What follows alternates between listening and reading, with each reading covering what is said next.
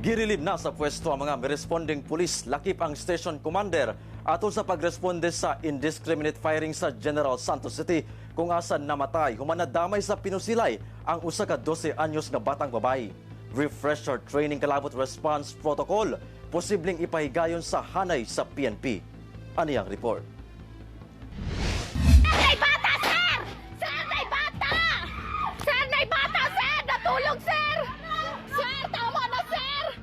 Sabado sa buntag diyang nabulabog kining mga residente human dunay nahitabong pinusilay tali kapulisan ug armado nga lalaking sospek sa Purok Pandian, Labangal, General Santos City. Atol sa pinusilay, napatay ang 42 anyos nga lalaking target kinsa sospek sa nahitabong indiscriminate firing. Nakuhaan sab kini og duha ka sachet sa shabu. Apan napatay sab ang usa ka 12 anyos nga batang babae nga anaa sa ilalom sa katre sa usa ka balay human maigo sa bala. Naigo na ako nga po sa ulo. Sa ulo. Nya nilapos diri sa liyog, sir. Yang gigukos ang kaning mga bataa, yang giana anak.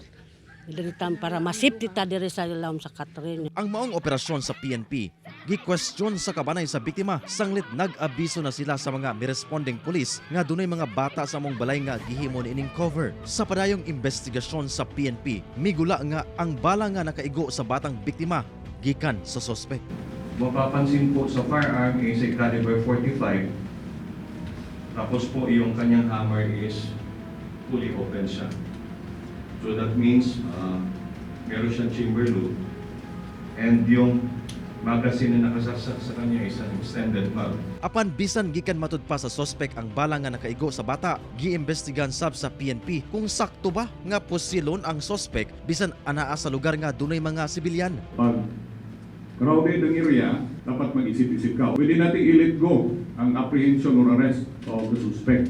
We can still file regular filing of the case in court after. Girilib ang tulo ka mga miresponding pulis sa Police Station 2. Lakip na ang station commander ni ini nga si Police Major Ari Noel Cardos. Kinsa unang adlaw pa lang ni ini milingkod isip commander sa maong police station. Administrative sanctions ang atubangon sa maong mga pulis kung mapamatud-an nga dunay negligence. In the meantime, yung station commander, I have directed yung administrative relief para to pave the way for a impartial thorough investigation. Matud sa PRO 12, posibleng magpahigayon og refresher training sa hanay sa PNP kung gikinahanglan. If there's a need na we will have a refresher training, we will do it, no? Depende sa magiging recommendation at finding ng ating Regional Education and Training Division. Kauban si Gary Balantay, Efren Mamak, One Mindanao.